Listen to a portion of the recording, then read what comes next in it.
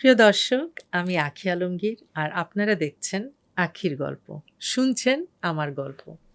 তো সেই গল্পটা খুব ইন্টারেস্টিং। রাজাক আঙ্কেলের বাসায় একটা পার্টি ছিল।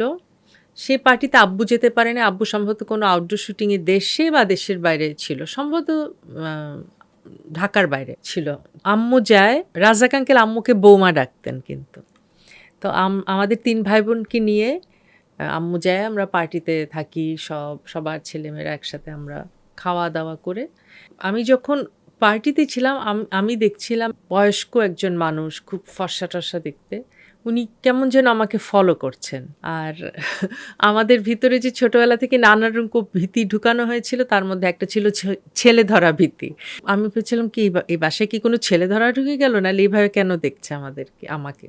যাই হোক, আমরা রাতে দাওয়াত থেকে খাওয়া-দাওয়া করে আমরা ফিরে এসেছি বাসায়। আমরা তখন উত্তরা থাকি। আমাদের উত্তরা বাসার ওখানে মানে নিজেদের বাড়ির কাজ চলছে, আমরা একটা ভাড়া বাসায় আছি তখন।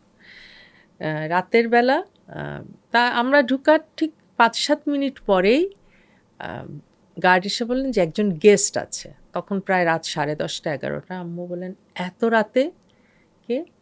তখন বললেন যে, "আপনার সাথে দেখা করতে চায়। বলেছে যে এই বাসায় যে যারা থাকে তাদের সাথে কথা বলব।" কি উনার নাম? উনি চলচ্চিত্র পরিচালক এহতেশাম এই নাম বলেছে। তখন আম্মু একটু কনফিউজ হয়ে গেছে যে উনি জানে না কার বাসা, বাট এহতেশাম সাহেব এসেছে বাসায়। তো আম্মু নিজে উনাকে রিসিভ করে। অ্যান্ড তখন উনি বলল যে, "এটা যে আলমগীর সাহেবের বাসা এটা তো আমি জানতাম না। এখন জানলাম। বাসার চারদিকে ছবি অ্যান্ড এভরিথিং।" বলে যে, "আসলে আমি গাড়ি ফলো করতে, করতে এসেছি যে আ আমি একটা ছবি বানাচ্ছি। নতুন নায়ক-নায়িকা টিনেজ লাভ নিয়ে। আম সেখানে আমি আপনার মেয়ে আঁখিকে নায়িকা করতে চাই।" এবং এই কথাটা আমি নিজে কানে শুনেছি। কারণ আমাদের ড্রয়িং রুম, খাওয়ার রুম সব খোলা ছিল। সো আমি পাশে এই গল্পটা শুনে আমি তো ভীষণ খুশি আমার সিনেমা হয়ে যাচ্ছে।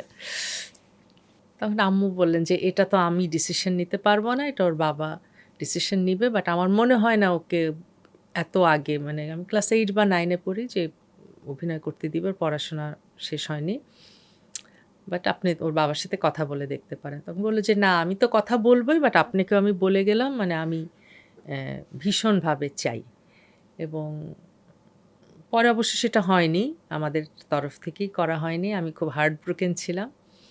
আর পরবর্তীতে যখন ওই চলচ্চিত্র সুপার ডুপার হিট হয় তখন আমি আসলে আরো হার্ট ব্রোকেন ছিলাম যে আমি আসলে অনেক বড় একটা নায়িকা হতে পারতাম, এবং সেই ছবিটির নাম হচ্ছে 'চাঁদনী'। যেই ছবিতে আমরা আমার ভীষণ ভালোবাসার আপু শাবনাজ আপুকে পাই, নাঈম ভাইকে পাই, যাদেরকে আমি ভীষণ রেসপেক্ট করি, মন থেকে ভালোবাসি। উনাদেরকে পার্সোনালি চেনার পর মনে হচ্ছে না, উনারাই পারফেক্ট ছিল। আল্লাহ যা করে ভালোর জন্য করে।